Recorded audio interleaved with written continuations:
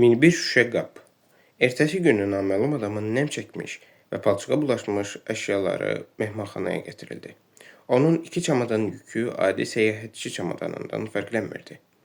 Lakin çamadanlardan başqa bir neçə yeşik və saman doldurulmuş yarım düzün səbət vardı.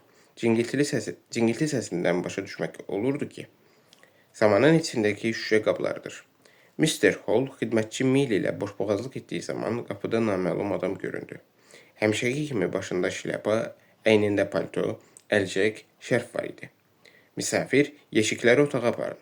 Mən onları çoxdan gözləyirdim, deyib əsəbi halda geri döndü. Mr. Hall, gedim görüm nə olub, deyə naməlum adamın ardınca getdi.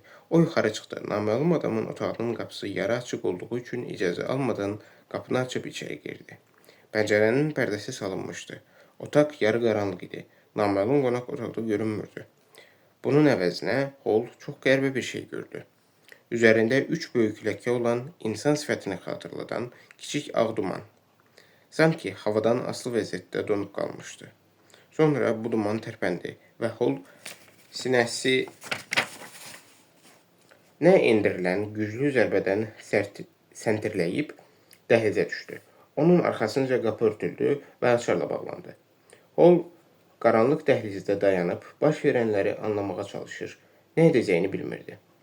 Biraz fikirləşdikdən sonra o küçədə mehmanxananın qapısı qabağında yığışmış adamlara qarışdı. Mrs. Hall da burada idi. Onlar qəribə qonaq və onun məmmalı hərəkətləri haqqında danışırdılar.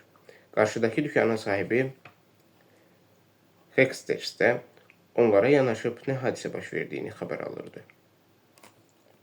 Onların danışıqlarına qulaq asan Mr. Hall'a bir anlığa elə gəldi ki, indicə yuxarıda heç bir qəribə hadisə olmamışdır.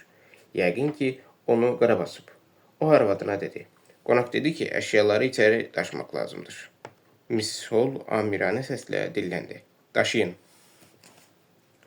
Birinci səbət qonaq otağına aparılan kimi naməlum adam səbirsizliklə onu boşaltmağa başladı.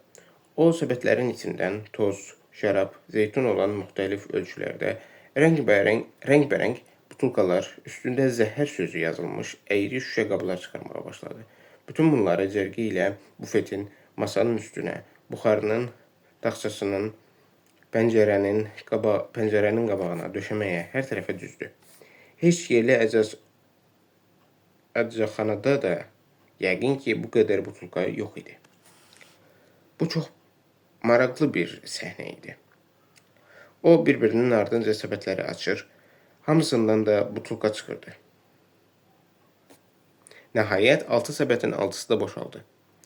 Butulkalardan başqa səbətlərdən bir xeyli sınaq borusu və sərgi ilə qablanmış tərəzi çıxdı.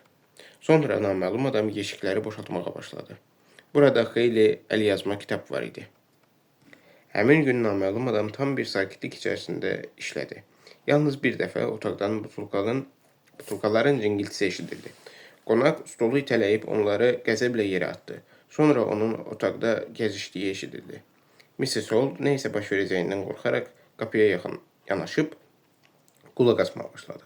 Naməlum adam qəzəblə bir şey çıxmayacaq, deyə donuldanırdı. Çıxmayacaq. 300 min, 400 min, bu sonsuz ədədlər. Aldanmışam. Bütün ömrüm buna gedəcək. Səbr etmək, ancaq nə qədər? Demək, asandır. Mən axmaq. Qadın ona çay gətirdiyi zaman küncdə güzgünün altında sınmış butulkalar və səliqəsiz silinmiş qızılı bir ləkə gördü. Qadın misafirin diqqətini buna cəlb etdi.